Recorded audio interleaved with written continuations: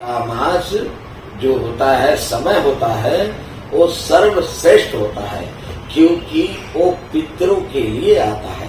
पितृ हमारे पूर्वज होते हैं, पितृ हमारे सर्व से ऊंचे होते हैं, उनके वंश से हम यहाँ बैठे हैं, जीवित है।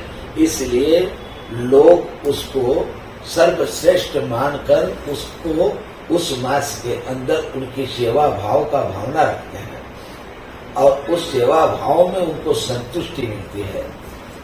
श्राद्ध एक ऐसा है कि हम आज की दुनिया में उसको एक बोलते हैं कि श्राद्ध है, ये अशुद्ध मास है, लोग कहते हैं ऐसा, पर भौतिक लोगों के लिए हाँ अशुद्ध है, अलौकिक लोगों के लिए सबसे शुद्ध मास श्राद्ध है।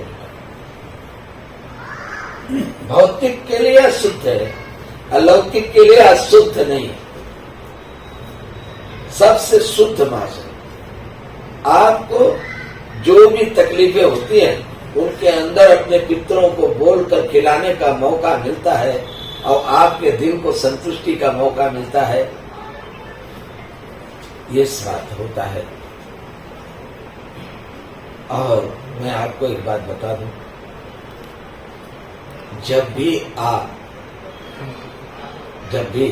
अगर किसी को पूजा करने जाते हैं अपने पूर्वज को, तो लोग ढोल नगाड़े के साथ उनको जब बैकुंठ ले जाना रहता है कि भाई हमारे यहाँ से ये बुजुर्ग है, ढोल नगाड़ा पूरा एकदम पूरे गांव को, मतलब कि ढोल नगाड़े के साथ सबको बोल करके सबके यहाँ से अच्छा चावल मंगा करके फिर आप वहाँ जाते हैं उनको बैजनाथ धाम में, मतलब कि वहाँ उनका श्राद्ध करने जाते हैं। मतलब कि भाई अब आज के बाद जो है कि पितर को हम बैकुंठ भी कर दें और फिर पितर यहाँ न रह जाए।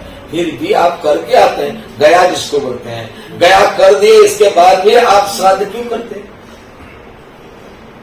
क्यों करते हैं श्राद्ध? मैंने तो अपनी गुरुमाता का जिस समय अंत हुआ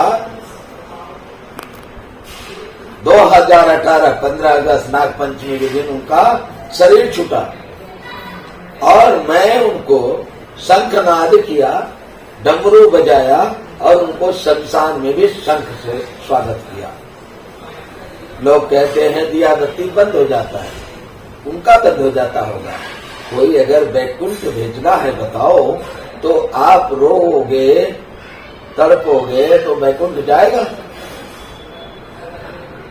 आप शादी में कैसे जाते हो, बारात में कैसे जाते हो? खुशी से। और आप वो हर्ष तुमको देख, मतलब उस तरह का रहता है, बखान नहीं किया जैसे। तो बैकुंठ कैसा जाना चाहिए? तो लोग लिखते क्या है, शोक संदेश बड़े दुख के साथ कहना पड़ता है कि अमुक अमुक अमुक के बेटे, उनके पुत्र का और उनके पत्नी का निधन हो गया, मतलब कि स्वर्गवास हो गया और ये तारीख को होती। ये बताओ भाई, स्वर्गवास को दुख क्यों प्रकट करते हो? शोक संदेश क्यों प्रकट करते हो? क्या आपकी उनसे बनती नहीं थी क्या? स्वर्ग जाना आपको शोभा नहीं दिया क्या?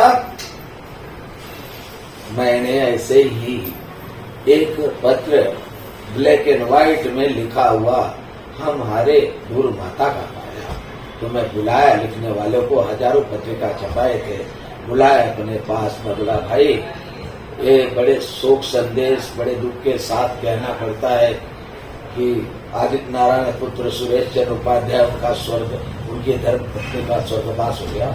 बोला स्वर्ग जाना अच्छा है कि खराब, इतना बता दो मुझे। बोले अच्छा है।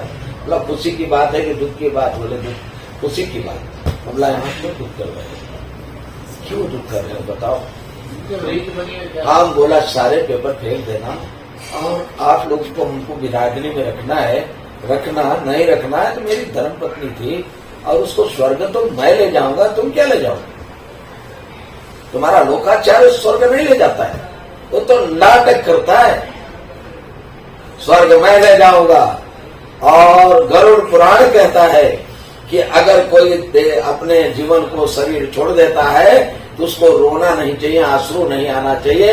अगर अश्रु आ गया तो उसका आत्मा को प्रताड़ित करने के लिए यम के दूत आते हैं, उसको प्रताड़ित करते हैं, नाना याचना करते हैं उसके साथ में, और इतना प्रताड़ित करते हैं कि वो जान को कभी भी मतलब भूखा रहता है, कीड़े मकोड़े के उसमें नदियों में डुबाया जाता है, कैसे कैसे पार उतरता है वो जान। तो ऐसा करवाना चाहते हो क्या? आप इतना प्रेम करते थे जिससे उसे आज वो स्वर्ग का मार्ग पकड़ा है, तो उसको क्यों न प्रेम से पार किया जाए। ये प्रथा फोटो लगा देना, सामने एक हाथ चढ़ा देना, एक दीपक जला देना, फिर उसका हर वर्ष में श्राद्ध करना, क्या है? क्या है? ढोंग पाखंड ही तो है, प्रेम नहीं है। और तुम्हारे अंदर स्वार्थ भरा हुआ है, जिसके वजह से तुम अपने स्वार्थ के लिए हर चीज करते हो। रो भी रहे हो तो अपने स्वार्थ के लिए, इतना कमा कर देता था इसलिए, या आपका साथ छूट गया इसलिए रो रहे। साथ तो अब असली साथ है, जब आपका साथ छूट गया फिर भी साथ है। आज भी गुरु माता मेरे साथ, अहम रुद्रम शिवम अर्धनारीश्वरम ओम नमः शिवाय। आज भी मेरी धर्म पत्नी, मेरी गुरु माता मेरे साथ है, और मैं सबका कल्याण करने निकला हूं। कल मैं अकेला जाता था कल्याण करने के लिए, और उसका श्राद्ध नहीं करता हूं मैं, कभी पानी नहीं देता हूं पितरपक्ष में, कभी उनको ले जा करके कुछ ये नहीं करता हूं, ये ढोंग नहीं करता हूं। सच उनको साथ लेकर के उनकी ताकत से सारे संसार को उद्गृत करता हूं, उनको मैं उत्तेजित करता हूं, उनको मैं प्रेम करता हूं, उनको मैं अच्छा कर्म करके उनको संतुष्टि सिखाता हूं। ये शक्ति से मैं ये काम करता हूं, यही श्राद्ध है। जय श्री राम, जय श्री राम।